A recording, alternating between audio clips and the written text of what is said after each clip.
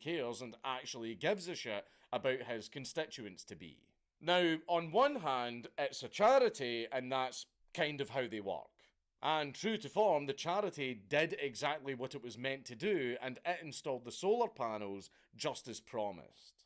However, the fact that the community affected was primarily decided not by the necessary need of that community and a wholly altruistic desire to improve it, but instead by the whims and optics of some gub-gub sub-Saharan realpolitik, does put a little bit of a dampener on the thing.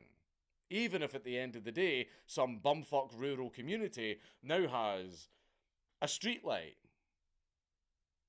I mean, it's at least a little bit of an improvement. But you see, Akon presumably did not feel satisfied with these token efforts. So he decided to channel his inner Garvey and try something much more daring. Something much more substantial. You see, you can build as many wells, streetlights, and basketball courts as you wish, but in the grand scheme of things, you're merely handing them a fish to feed them for a short while. You will need to do much more drastic measures to actually teach them to fish and feed them for life. They don't need any more footballs or solar academies. They need independence. Specifically, financial independence. And come 2019, the technology and world at large was finally ready for Akon's grand plan. An exclusive African cryptocurrency to financially decouple the dark continent from the developed world to allow Africa to flourish independently. And this cryptocurrency would be called a... Who wants to see a big explosion? Now only on digital. Bring the A-coin. Fucking A-coin. You see, Akoin was designed with the aforementioned principles in mind, sure. But it was also meant to be essentially the de facto continental standard akin to the euro in Europe or the peso in the yellow filter countries. Being able to avoid the inherent instability of orthodox currencies present in the continent. Alongside this, Akoin is a cryptocurrency explicitly designed to sidestep African governments when investing in Africa. Because, of course, you think normal governments are wasteful with your money. You cannot imagine the stupid shit that African governments spend aid money on when they're not just stealing it. It's not just corruption. It's weapons capable of surpassing Metal Gear in the form of the Kantanka Glitz. Horrifying. Akon, in his infinite peace, love, wisdom, and knowledge, sought to sidestep and avoid giving money to regimes who would create such advanced killing machines. And thus, we get Akoin, the currency of peace, freedom, and streetlights. Slight issue, however, no African country, not a single one, or aspiring entrepreneur has adopted the coin or ever even really acknowledged its existence. Fuck.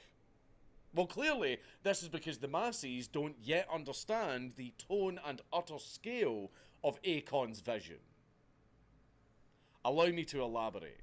You see, as far as Akon was concerned, the African people needed an ideal. Something to aspire towards. Something to inspire awe and wonder. A shining city upon the hill. A modern African Camelot.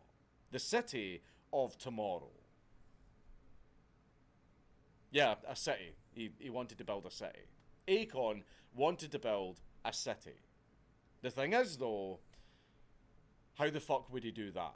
Well, you forget that this is Akon we're talking about here. The guy has connections.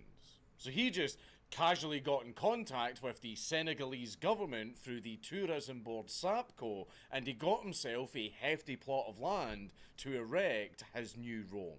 20 miles south of Dakar, squarely within the Mbour department of the country. Aecon got straight to work in gathering investors with Sapco and the US-based engineering firm KE International approaching the table to slap down a paltry $4 billion in funds to construct the city. Then a series of private investors also stepped forward, including one character by the name of Julius Malawi, culminating in a measly $6 billion contract. You know, nothing crazy.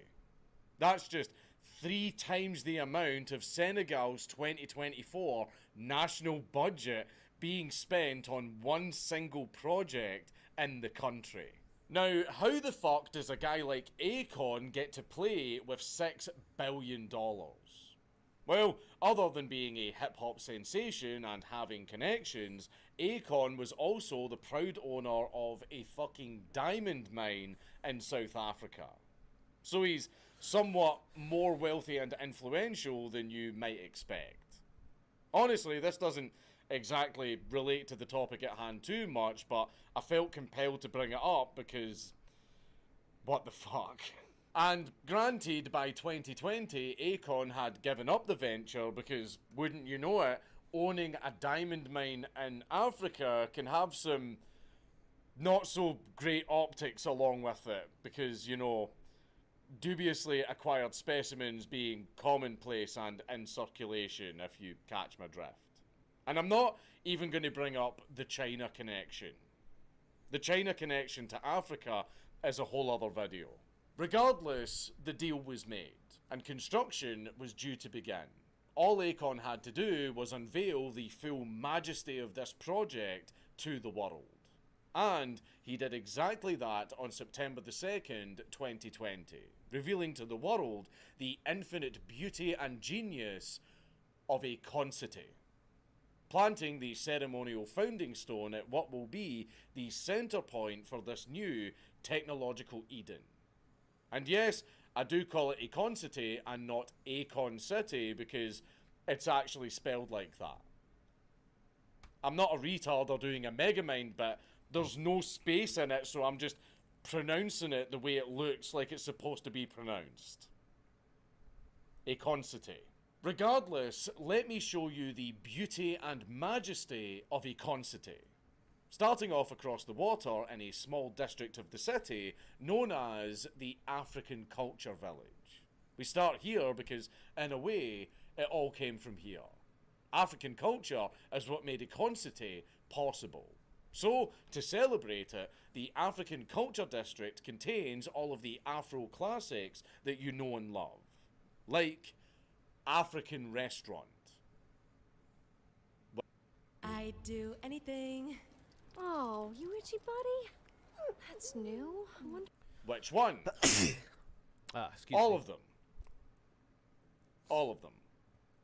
Then, you've got yourself a resort chalet, a spa, and an open market. All of these things are quintessentially African after all. Moving across the water, we find ourselves in the entertainment district, where money will flow in and good times will flow out, with Aecon performing there and with a football field for the World Cup to totally be played in. With a 30-storey casino, a 5-star resort, a ballroom, and even a water park. The entertainment district is where you go when you want to live a little. But hey, that's all well and good. But what about when you inevitably lose all of your money right as you're about to make it big in the casino? Well, that's what the health and safety district is for. Being home to hospitals, pharmacies, a fire station, and a police precinct. It kind of speaks for itself. It's the timeout district. So, after you get released from jail, you can do a walk of shame over to the education district to get some knowledge. Indeed, as the name suggests, the education district is the intellectual nerve centre for Aecon City, with this section being dedicated to nurturing the finest minds on the planet with a sprawling university campus, multiple R&D labs, and of course, libraries. So many fucking libraries. But where do we put these freshly formatted students? Well, we put them in the technology district, of course. Which I don't really need to explain because with all these fucking district names, it's blatantly obvious what they do. Basically, this district is making an African Silicon Valley in an attempt to unironically manifest Wakanda into existence. But then, there's the Sennywood district, which is exactly what it sounds like, being intended to be the Senegalese Hollywood, consisting of a media tower, multiple filming studios, and of course the main feature being Akon Tower, which stands at a humble 68 stories tall and houses a recording studio, a hotel, offices, and the very, very special Akon Club. All packed within a big, curvy shit brick, looking like the Citadel from City 17 if it was created and designed by a Spergy fishman who had some leftover Deep Dream tokens. And mind you, everything that you're seeing here is just phase 1 of the city. It's going to be so much bigger and better and stuff. So there's obviously a question burning into your mind. Is this economically viable? Well, Akon certainly thought so, going as far as to brag to the Senegalese government, telling them he can't wait to play for them in Akon City's super venue. Bold words indeed. All he had to do was just wait for the basic infrastructure to be built up so that he can do just that. So, how's that going? Well, for a start, Acoin, the cryptocurrency that was supposed to support the entire project, was imploding. And it was mirroring the financial trends of a good old-fashioned rug pull, with Akon opening up Acoin early to investors by giving out tokens of appreciation that could eventually mirror one Acoin, despite the cryptocurrency not being made public for another 2 years. Regardless, the coin was on the up and up, peaking at a value of 58 cents, before subsequently plummeting down to around 10 cents, and it was continuing to fall. Akon then comes out and offers refunds to those investors in light of this, but these refunds were somewhat delayed.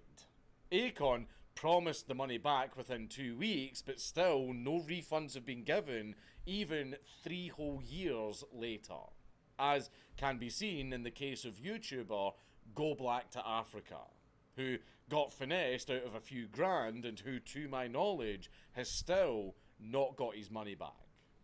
Claims of a conspiracy abound. But hold your horses now, it's too soon to call him a con man.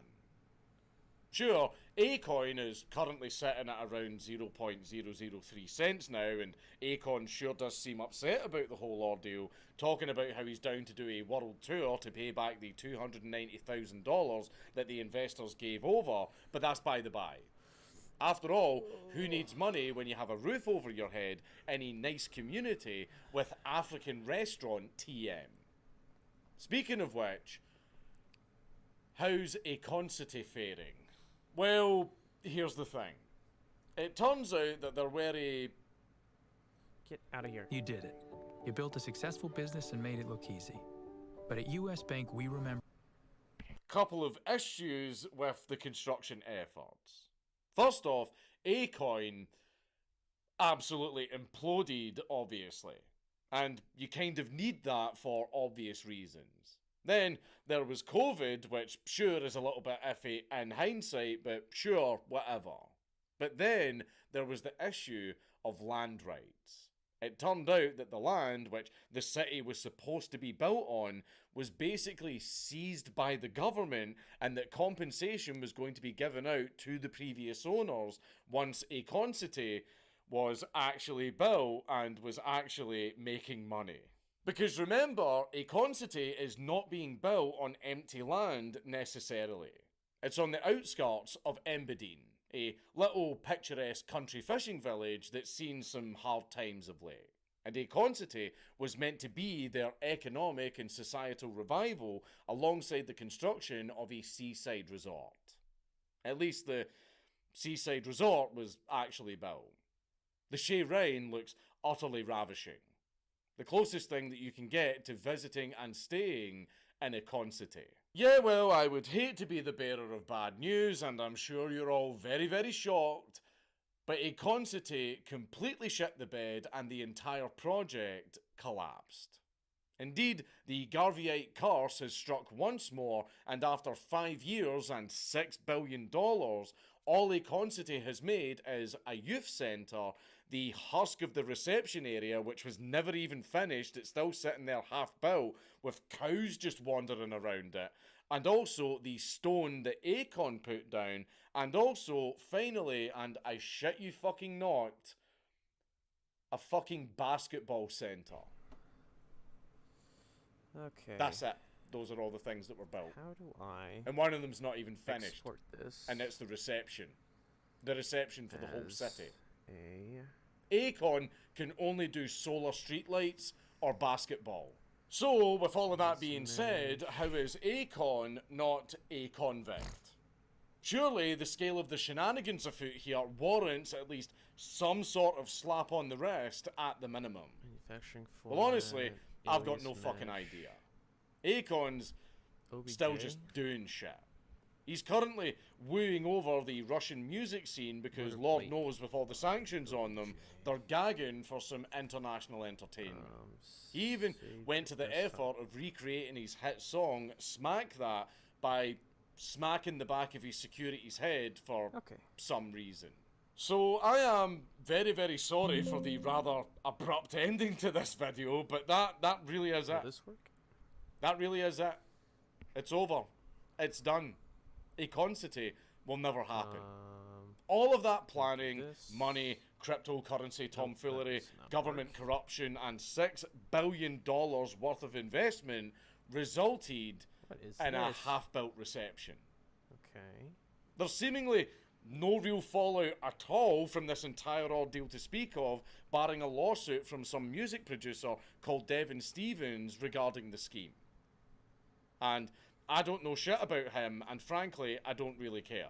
Barring the fact that he's got a remarkably Tariq Nasheed-esque aura about him.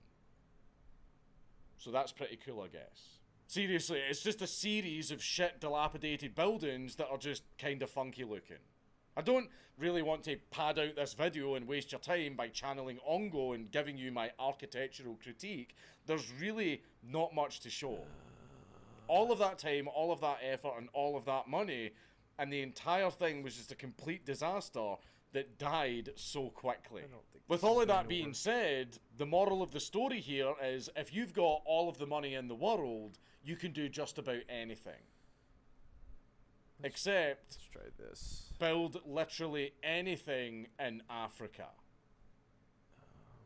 It's Count Dankula on YouTube. Everybody just subscribe.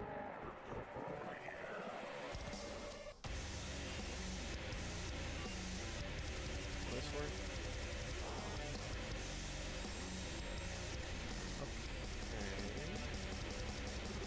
Okay. Get out of here. Go away. Delete this. And then we're going to import nameplate SVG. Okay. And then we do this. Oh! Holy. Whoa! Oh my gosh! What is going on? I have to. That error message is pissing me off. Do that. And then, is this the right one? Is this the right page? I'm going to get rid of this file really quickly. Get rid of this file. I don't cry anymore. Sure. I'm just exhausted from it. Every house requirement that they plot is leveled. Do this one next.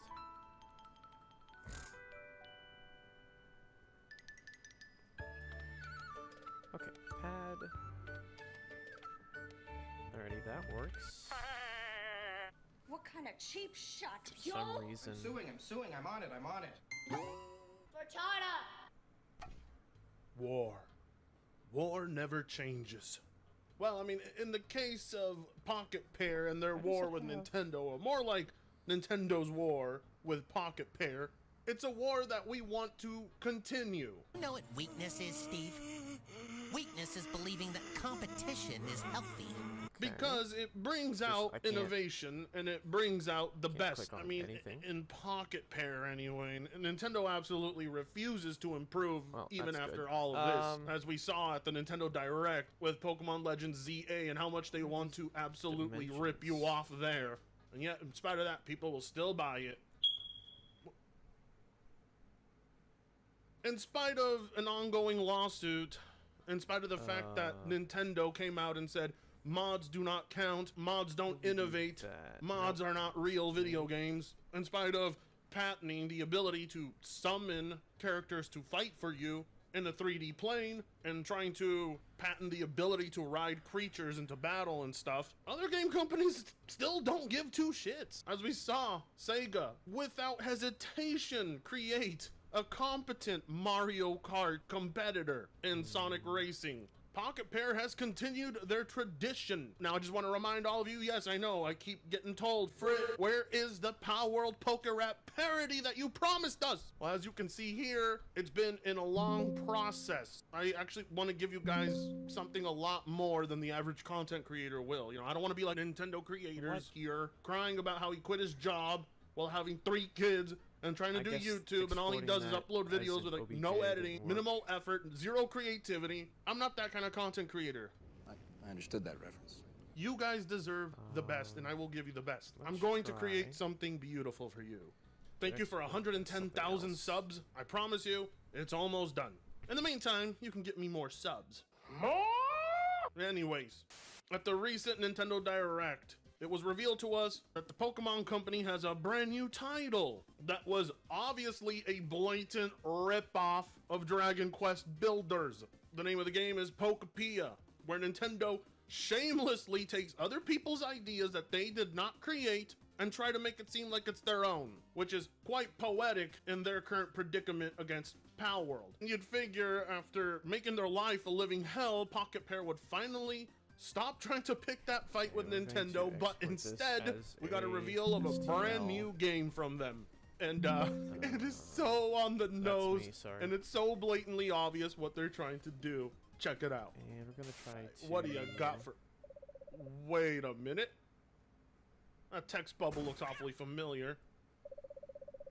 Hold on, where have we seen this? So this isn't working. This is the base. Gotta pay off my debt. What? Hold on.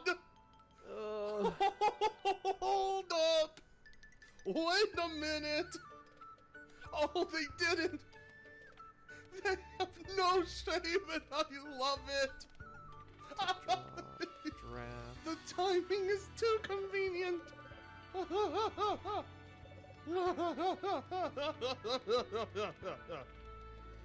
What is that laugh?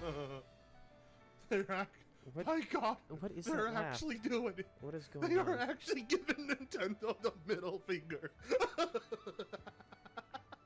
I don't. Alright, let's do this one. I have to like it. It's like that. Okay.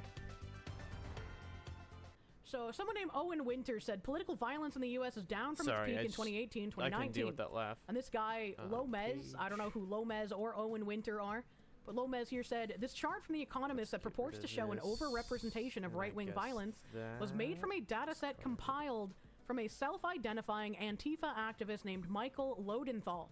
It is absurdly funny how brazen they still lie about this stuff. And they lie about it because most people aren't going to actually check into it, right? They're going to see this and just be like, wow, it's a statistic. It's got to be true. Why, yes, of course all political violence is right-wing. I am a professor. This is the face of... I only tell the truth. Would this face lie to you, chat? Why does this man have a fucking whore bull ring in his goddamn nose? Have some self-respect, you fucking freak. He describes himself as militant Antifa, just a total loon. In 2021, Lodenthal spoke at a white nationalism workshop. What is wrong with you? At an extremism, rhetoric, and democratic precarity roundtable at the university's Social Practice of Human Rights conference. During the white nationalism workshop, Lodenthal introduced himself by stating that he is militant Antifa. Why? He then continued his talk by teaching audience members Why how are to you securely gray? dox people to their employers. He detailed how he uses a VPN, burner phones, encrypted communications, and sock puppet accounts to dox people. What a swell guy. Meet the violent anarchist behind DHS's pyramid of far-right radicalization scandal. This is from June 1st, 2023.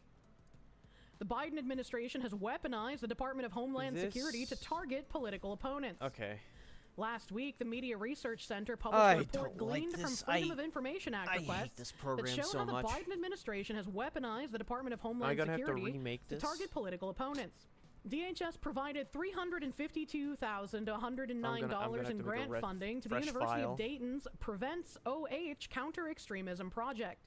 The grant application was based in part on the work of openly anarchist Antifa-affiliated Michael Lodenthal, a postdoctoral researcher at the University of Cincinnati who, by his own admission, is a far-left violent extremist. Well, now that Antifa is designated a terrorist organization, and he also admits himself that he is a far-left violent extremist, is there actual cause to arrest him for terrorism now? Is that how that works? In 2021, Lodenthal spoke at a white nationalism workshop at an extremism. We read this, the securely doxing people. That was the paragraph in the screenshot. Throughout the talk, he framed his work in explicitly anti-fascist terms, explaining how he employs anti-fascist intelligence to dox individuals online and in real life. He detailed what anti-fascists do with that information. We contact employers, landlords, commanding officers, school officials, family, clergy, and we pressure service providers like PayPal, GoFundMe, Patreon, Amazon, and people will kick people off. When you see leftists crying about freedom of speech, a la Jimmy Kimmel getting his show canceled, or when people on the right are finally fighting back and getting people fired for celebrating an assassination, you should probably link them this article. Because this is like, the leftist who lies won't fucking care, but everybody else looking in will have more information on just how insidious these people were. When asked during the question and answer section how people can help his work, he stated, donate money. We have defense funds because we get into trouble. A lot of the things we're doing are illegal. A lot of it involves breaking the law. Well, someone should send in a tip on this guy. Lodenthal's talk is a naked attempt to launder Antifa tactics of online harassment, doxing, deplatforming, and illegal activity to make them sound academic. The danger of mainstreaming these violent extremist tactics became glaringly obvious in Lodenthal's second presentation at the conference.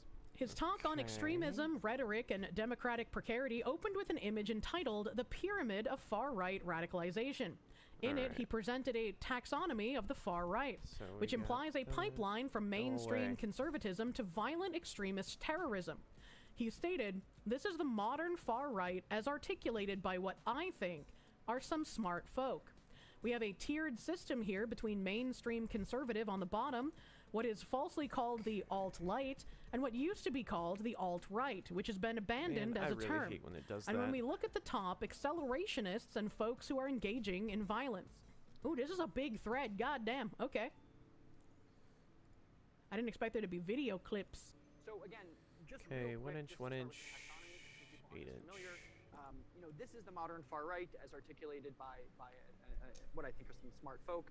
We have a tiered system here between mainstream conservatism on the bottom, what is I think falsely called the alt-right, what is used to be called the alt-right, which has kind of been abandoned as a term, and then what we look at 8 inches.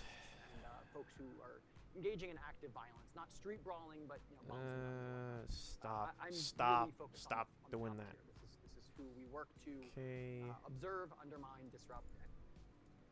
Yeah, that is. So on the bottom, it just has like the Heritage Foundation, Fox News, American Conservative Union, the actual elephant. Tier 2 is like Breitbart, PragerU, Quillette. I don't even recognize that. The Punisher logo. I don't even know what that is. Alright, 4-inch. I can't tell if that's the actual Make America Great Again hat or if that's like a parody of it. I don't know. And then you go up from Breitbart and PragerU to like the Daily Stormer and an actual swastika and the Kekistani flag ? What? Okay. What? We got a 4-inch. And then up here, I guess the next slide, they have this weird overlapping pie chart thing that has fascist, white power, accelerationist, incel, trad life, boogaloo, and alt-right all overlapping. Seems a tad muddled. I don't know, that's a little weird. Yes. That's a little strange. This is 4-inch. Maybe some more of these will have like interesting information. Oh, he's the one that wrote the article. This is the guy that wrote the article. Thank you, Dr. Guy. The fact that Quillette is up there is hilarious. I don't even know what Quillette is. Lodenthal did not give a citation for the image during the conference, and when Fox News asked him to clarify its origins, Lodenthal was not able to point to the source materials for greater context. Oh, I know what He told them he that was believed for. it was authored around 2018 and that he found it a helpful conceptual scaffolding and used it. He's like, I don't even know where the source material comes from, but I believe it. Oh my god, these people. It came to me in a dream. In other words, Lodenthal grabbed the first image that reaffirmed his political beliefs and used it, not knowing any of the deeper concepts, if any, that went into its design. Yeah, it's If an undergraduate student did that in a presentation, he would receive a failing grade. Imagine. Aside from an implied pipeline from mainstream conservatism to violent extremism, the placement of different groups and media outlets on the pyramid is ludicrous. For example, on the second rung of the pyramid, the alt-light tier, centrist news outlet Quillette is placed alongside the Proud Boys and InfoWars. So should Quillette writers as supposed members of the alt-light be doxxed, harassed, and fired? Give me this yes, dimension. Apparently. If Lodenthal appears to have a tenuous grasp on academic research and seems more like an activist than an academic, that's because he is. His academia.edu account might look impressive at first glance, but a review of published academic papers quickly reveals a lack of reliable academic research. He employs a full grab bag of buzzwords to get around the pesky methodology section of academic writing. His research methods include using a scavenger methodology, as practiced by queer linguist William L. Leap, to explain why far-left eco-extremists are good, but far-right eco-extremists are bad. How about all eco-extremists bad? A discourse analysis and auto-ethnography to justify Antifa rioting, and a Foucaultian analysis of disciplinary power to justify far-left eco-terrorism. People like Lodenthal are the reason why the science landscape is such a mess full of unverifiable claims. That was all weird. these people making up stuff just to make it big, 2.5, true and real. Often, he doesn't even bother to employ a methodology, as in othering terrorism, a rhetorical strategy of strategic labeling, where he makes the case that the term terrorism is racist, based on a review of the movie Black Hawk Down. No. This, sadly, is not an exaggeration. All his papers are personal political screeds, influenced by his activism, reliant on highly subjective methodologies and anecdotal evidence. You know what's really funny about him having a paper called Othering Terrorism, a rhetorical strategy of strategic labeling, and he's trying to say Black Hawk Down is like some kind of racist whistle or some shit, is the fact that we have spent nigh 20 years almost at this point with the left labeling anyone who disagrees with them a Nazi or a pedo or a white supremacist or some other type of terminology that would get them fired from their jobs and ostracized. So he's quite literally just writing about the tactics his side uses while trying to make his political enemies look like the bad guys. 1.5. Further listed as academic output on his ResearchGate profile is a 2018 interview with violent militant anarchist collective Crime Inc., in which he confirmed he is a militant anarchist. During the interview, he stated, "We can see some success recently in the more mainstream acknowledgement of the effectiveness of militant anti-fascism." And there we go. Lodenthal is Fully explicit. constrained. He praises the mainstreaming of militant anti-fascism and rioting. For Lodenthal, these are not empty words. He has been arrested numerous times for his activism. Though his Twitter account is currently locked, I possess an archive of all of his tweets pre-2019. Damn, this guy is crazy. as Lodenthal is featured in my peer-reviewed research on Antifa on Twitter. The research identified him as one of the most Antifa-embedded academics in the United States. Someone ping the FBI. On Inauguration Day on January 20th, 2016, there was massive premeditated rioting and property damage caused by anarchist and Antifa groups in Washington, D.C. Lodenthal's tweets from that day show that not only was he there, but he was arrested with Black Bloc Antifa. In fact, he found it funny, writing in one tweet, "This is the slowest mass arrest I've ever been a part of. Not bragging, but I've been through a few. Hashtag DisruptJ20, hashtag Washington, D.C.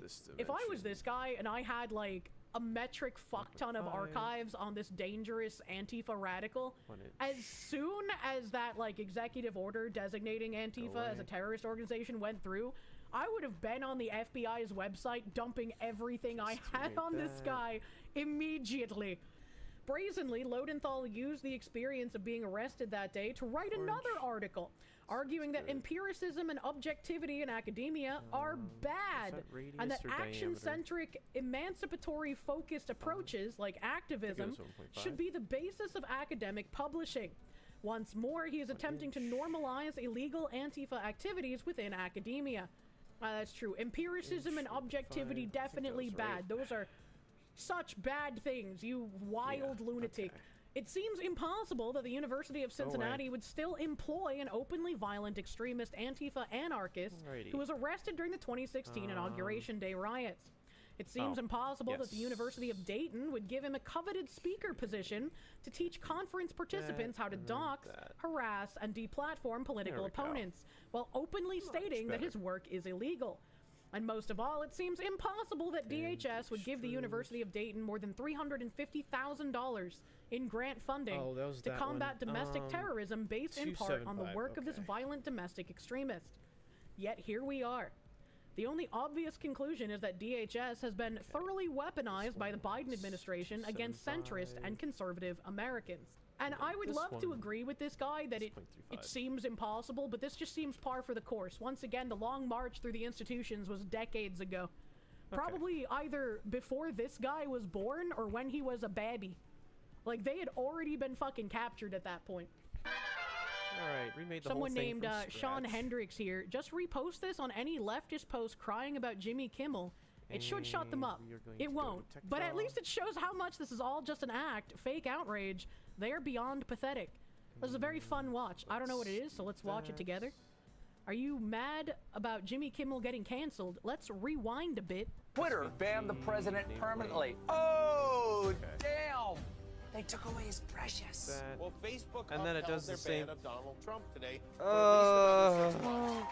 It is so funny to watch the Trump supporters and the It is the Republicans same melt thing. down over Tucker Carlson getting fired Why? from Fox News. Tucker Carlson is out at Fox Why is it News. gray? Couldn't have happened to a better guy. Fox News Media and Tucker Carlson have It's all agreed fake to outrage, part man. ways.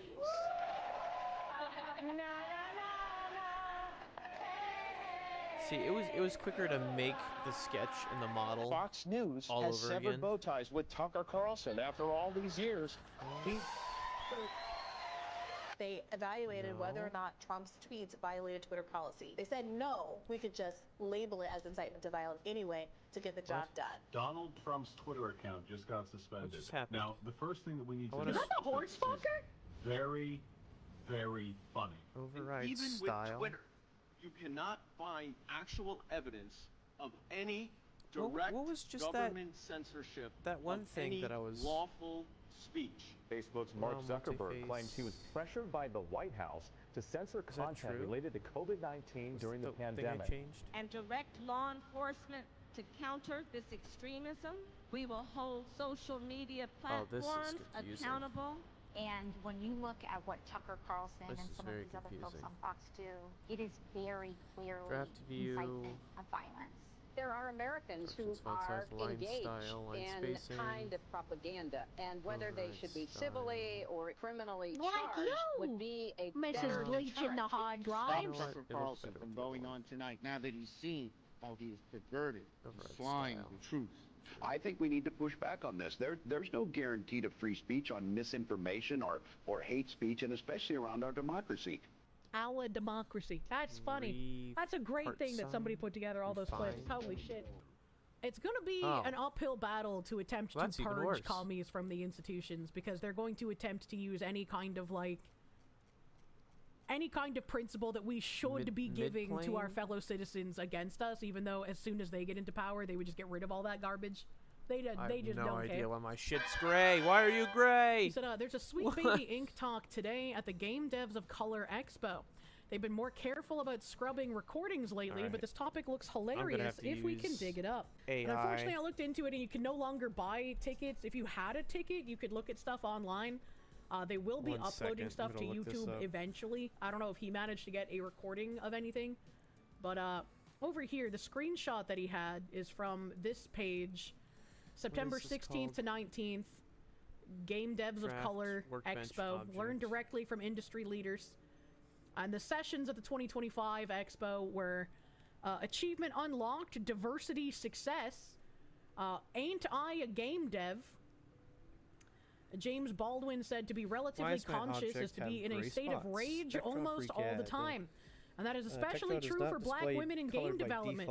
AAA game development still feels hostile, and the feelings are substantiated by the International Game Developers Association Diversity Report. Women of color are by far the most educated in game development. Most educated. There's that terminology again. Yet hold the lowest percent of permanent positions and the lowest percent of managerial roles. How does someone with no power make an impact in the company, the community, on the project? How far can rage carry a career in game dev? What a weird fucking talk. There is no An absolute beginner's guide to design leadership, atmosphere in games, crafting experiences that feel alive, avoiding the yikes, a guide to working with sensitivity consultants. And we have a mishmash of gender specials with random pronouns. Do you have a great idea, but you're worried you might be getting something wrong or engaging in stereotypes? Maybe you want to create a diverse world, but need advice on how to do it. Are your characters from different backgrounds and have different experiences than the people working on your project? In this panel, our group of sensitivity and cultural consulting experts addresses when, how, and who to engage for consulting to level up your game and the benefits they can bring. They answer common questions and describe common pitfalls when hiring or not hiring for sensitivity consulting. This is not working. And we have budgeting, how to financially support your dream game project. Clock Out at 2. Clock Out at 2 is a narrative-driven 2D roguelike game that explores workplace trauma, resilience, and identity through the eyes of Celia, an Afro-Latina woman navigating corporate life, struggling against toxic office culture, microaggressions, and unseen pressures. Why are you gray? Clock Out at 2? I have to look up if there is a trailer for this game.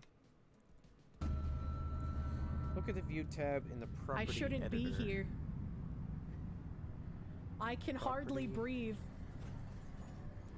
Property editor. Nothing will change. Presented by Borderless Studios. Powered by Melanated Game Kitchen. This doesn't work. My family is falling apart! Hold on. They go real fast here. My family is falling apart. Can't you ever forget about work and think of your family? I'm only working this job because of family. My work is falling apart. Must be a cultural difference. Miss Darcy says, we've been having these cultural differences for the past several months now. We wouldn't oh fuck, it's so fast. Preferences. It's so fast.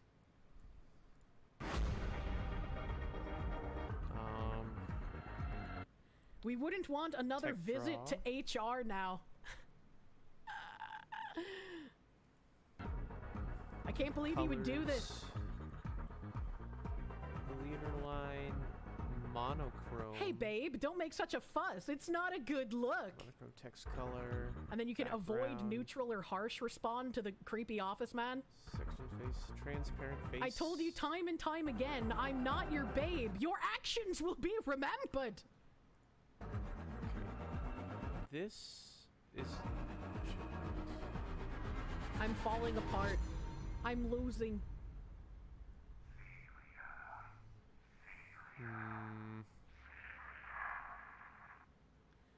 because of that one incident, can you clock out at 2? The game is about the anxiety of a Gen Z employee. I feel like if they have that much anxiety over an office job, they're just not able to work a job in general. That's kind of wild. Check the comments. Leader line. Oh, they're not turned off. Dimension. Thanks for watching. This looks so cool. Can't wait to watch Markiplier play it eventually. I don't think this is right. Woke. How is this the first comment? Bro cares about the skin color of the developer of the video game. The game is about fucking microaggressions. What do you mean? A strong atmosphere is a key component in making a game memorable. Feelings of awe, beauty, and mystery can be evoked through atmosphere alone, leaving a lasting impression on players.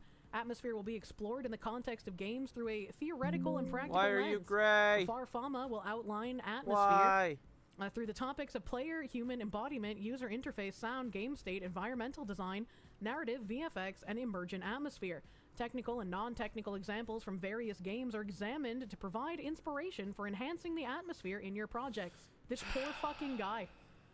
This poor fucking guy actually wants to talk about something, like, in the game industry, and he's just surrounded by fucking ideological slop. I was like, based on where he is and also being a they-them, it makes me think that, like, maybe there's something I'm missing that he's going to bring up that's ideological slop in the talk, but at least from this blurb, it just sounds normal. Creating Within Fear, another they-them.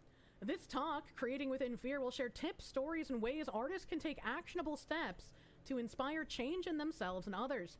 Sometimes you must get off your computer, put on your shoes, and be present in your community and touch grass.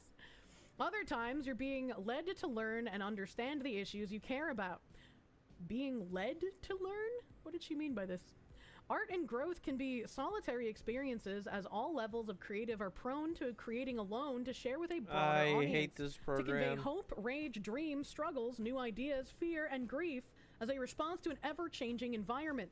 Do it scared, but not alone. Yeah, I feel like a lot of artists have been harassed for the way that they draw art on Twitter. Let's see, we have a creation within turbulence, strategies to foster creativity amidst difficulties. Another they, them. And then we have rendered as a gray window. This, the screenshot from Master of the TDS. Color-related issue Decolonizing cozy games. What's so cozy about doing chores when you're at the center of the universe? Never. Tristan J. Tarwater will delve into cozy games and how they uphold values of colonialism in their mechanics and narrative. Ah yes, colonialism is what makes you plant your garden and do the dishes. More than just being about vibes, cozy games project an idea of what is safe and rewarding for players and often promote values of capitalism by rewarding individualism and consumption.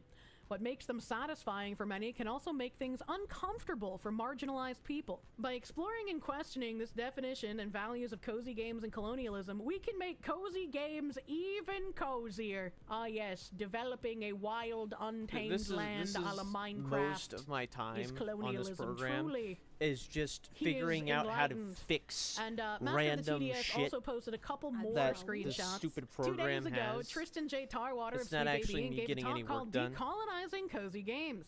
Here's what Sweet Baby Inc. people are teaching about cozy games. Farming, families, even the 4 seasons are framed as colonial baggage. One slide literally says there are so many white people. And the fix they point to is Tales of the Shire, a game SBI themselves worked on. You cannot make this stuff up. How the fuck are the seasons racist?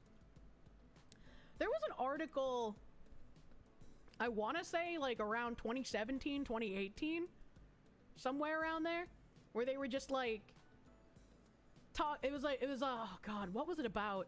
It was about how like going outside and like the outdoors are inherently racist and rooted in white supremacy because like white people can go mountain climbing and hiking and it's normal, but if a black person does it, it's abnormal apparently. And I was like, what? I have never thought about anyone hiking or climbing in any sort of racial terms in my life, man. What the fuck? Why people of color often feel unsafe in the outdoors. Them removed. I want them Racism white. surrounds some of the most beautiful corners of this country. So we got this. We got racism and gatekeeping in the outdoors. Racism and gatekeeping. Okay. It What says is like our a color fill. relationship to whiteness? Do you use whiteness how to about I just police color fill others? them? This is when BIPOC folks actively dissuade other Access the BIPOC folks from face taking hatch up space tool. and existing in outdoor spaces. that Policing can look like criticizing others for wearing the wrong gear, talking behind each other's backs, judging others for their cultural expressions, shaming them for lack of experience or knowledge of technical outdoor skills. Do you hold can't. environmental privilege? It won't let me. I was accepted into white Oh, outdoors before we do culture because that- I was not a threat to the system. My brown skin is more acceptable compared to darker shades. My female identity, let's go small back size, to and peppy personality disarms most people. I become a token, a palatable brown woman who is allowed in. If I don't disrupt the narratives that helped me get here, I am perpetuating Ooh, the it's also harm placed see-through. on my relatives. What am I even fucking reading, brother? Moving on. Outdoor recreation has historically excluded people of color. That's beginning to change. Thanks, CNN. Racism in the great outdoors, Oregon's natural spaces feel off limits to black people. Okay, I had Racism that. in the water. Access for all in Okay, for outdoor some reason, recreation. T. I mean, Okay. you just gotta learn to swim. It's that easy. Gotta go to Black page. people in the outdoors, the racism gap to adventuring in the wild. There's a racism gap to just going out It's by still yourself fucked. It's in still the wilderness. fucked. This whole Nature program's itself fucked. is racist. The trees, as they blow in the wind, will call you the N-word. Like, Alright. what I'm am done. I I reading? can't. Nature deal with gap, this shit why right now. outdoor spaces lack diversity and inclusion. And then from I'm the never gonna get a American job at this Hiking point. Society, literal.org website.